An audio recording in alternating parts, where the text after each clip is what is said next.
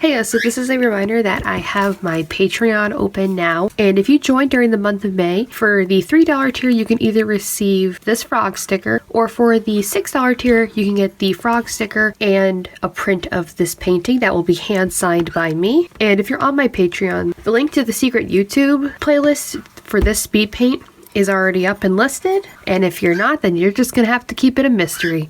And when it comes to mysteries, it's not just speed paints I have, it's also mystery bags. I have a limited amount of mystery bags on my Etsy shop. They come with a mystery sticker and then 3 random buttons. They can be anything except for Pride. Those are the ones I don't have. So if you're interested in a mystery bag or any other of my products, the link to my Etsy is down below, and this is the name just in case. Now, if you were here last week, you saw that I had mermified my OC Dominic with my My Chemical Romance paints, and this week I'm still not feeling too hot. Last week I was talking about some imposter syndrome and some anxiety, yada yada, and this week is kind of the same. So I wanted to keep this intro as short as I could. Hopefully it's under 3 minutes this time, and I'm just gonna mermify another character, mostly because I just love the way that Dominic came out. Like, I love him. But this time I'm gonna mermify my character Henry. I'll talk more about Henry in the voiceover, but for now let's just start painting him.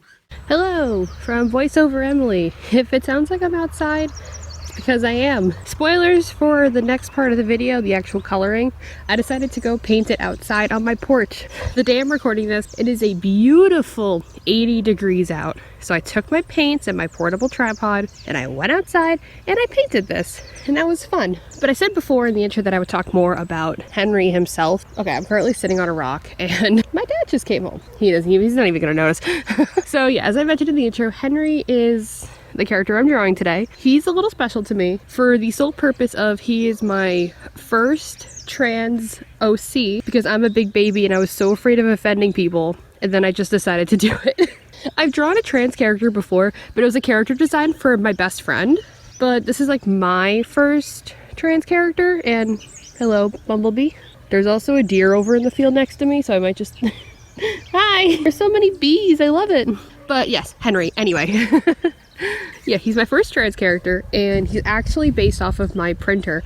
My partner and I each have HP printers. Henry's partner is based off of their printer. Their printer's name is Jeffrey, and my printer's name is Henry. But because it's an HP printer, I named my character Henry Peterson, and I love him a lot. I talk about like scenarios and stuff with his partner a lot with my partner. He's just a character that I just enjoy drawing. Like, I drew him twice, once for like his introduction into a character, and then another scene with him and his partner. His partner is non-binary, by the way, much like my partner. I've just wanted to draw him more, and this was also an excuse for me to draw topless mermen.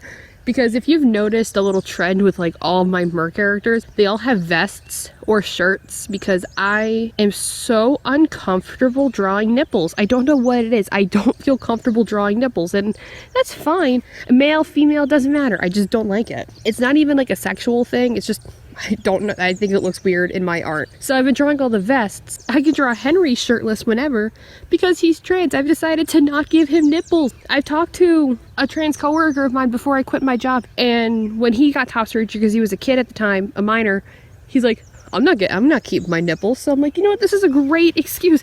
He's the one who opened the door, like, just make a trans character and just not draw nipples. And I'm like, that's genius. And then I got paranoid about the top surgery scars, because I've respectfully have only ever seen my brother's. Like, he showed us a couple months after his surgery. So I was kind of basing it off of that, and I was like, I'm hoping I'm doing this right. There's just a lot of anxiety around that, but I really like the way Henry came out. He's one of my favorite characters, and I adore him. But yeah, on the topic with like MerMay, and like I said, the whole nipple thing, that's not relevant, but whatever. It was, for the past 2 mermaids, I've had a lot of fun just drawing a single character and painting it and calling it a day. Like I mentioned in the video last week with Dominic that I was like, I did 1 big MerMay with Vincent and Dante, and that was the end of it. Like, I don't want to do it. I'm starting to realize that 8.5 by 11 is only my preference for marker artwork, because I'm comfortable with markers, so I feel better using a bigger piece of paper because I could do more detail and I know that I can fix it. Watercolor and acrylic, I cannot. Maybe acrylic, like if you're on my Patreon, the link to that is down below. You should totally join my Patreon. I have a speed paint up for the month. I do the 8x10 for that because I don't go in with sketches on a lot of my acrylic stuff. Like certain acrylic stuff, like if I've painted it on here, sometimes yes, but I'm starting to get used to not putting sketches down on my acrylic, and I don't know why. But for some reason that terrifies me, but at the same time, I'm also more comfortable with it than I am with sketching. I don't know how to explain it. Like I did the painting of Tundra as the Jurassic Park scientist 2 years ago for Christmas from my best friend, another best friend, and I didn't have a sketch for that. I just had an idea thumbnail on a separate piece of paper.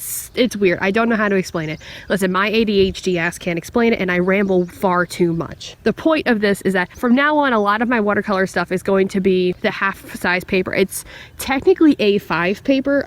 This paper I'm using is from ScrawrlBox because they would send me like 10 sheets of it in a box, and I'm like, cool, thank you. And I've just come to love that size. And even any of the sheets I have now that are going to be cut down, they're going to be cut down to that A5 size, half a sheet of a piece of paper. I just like that size so much more. It's portable. I just like it. And I don't know how to explain it. I will still do 8.5 by 11 pieces. I just don't know when or what. Someday I'll figure it out. I really don't know what else to say for this. This painting honestly did not take me as long as I thought it would. Obviously doing the half sizes, I'm putting half of the amount in, but I'm also just doing a single character with little to no background, except for solid color. Like most of my detail stuff is going into my gel pen stuff, which is mostly in my sketchbook, and you can see extra content on stuff like on Instagram. The link is down below to follow my Instagram too. But I think it's just like the idea of making product, because when I make product, it's now mostly traditional, and it's just a simple background because I scan it in with a white background and then go back over it. But most of that product, like I said, on Etsy, also linked down below. I don't know, it's just kind of like, I'm kind of in that mood that's like, I can do whatever I want, whenever I want, within reason. My two friends from my old job that got fired for bullshit reasons, the reason that I quit, and then another girl, they're actually currently looking for me to get another retail job. Not retail, like food service kind of. And I'm like, I don't know if I want that. I keep saying I do, because if I keep saying I do and they get it in motion, I can get some people jobs, and I can even have just a part-time while I'm doing this full-time. Because I appreciate all your support with me doing full-time, with shopping on my Etsy, following my Instagram and giving me exposure, supporting my Patreon. And as I mentioned last week, I'm doing a live event in June, and I'm really excited for that. Not just for the fact of having another live show, but for the fact that my old boss is one of the volunteers helping, because he always helps. And he's gonna have to see my smug face being like, I don't regret quitting at all. Because apparently there's words going around that I regret quitting, I'm miserable, and I'm like, I am living my best life.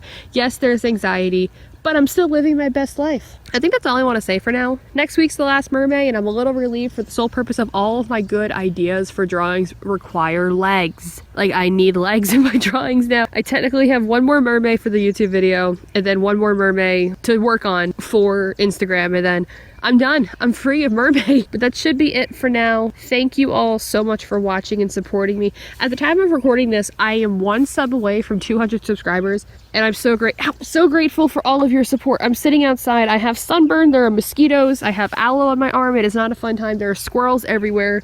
Deer, bees, turkey vultures, robins. There's just, if you hear nature, I'm literally sitting in an open field on a rock. My brother also came home today. Yay. Okay, I need to stop rambling. Thank you for watching. Please consider supporting me in my career. My Patreon link is down below, and my Etsy link is also down below. And follow me on Instagram and subscribe if you want to. Really appreciate all the support.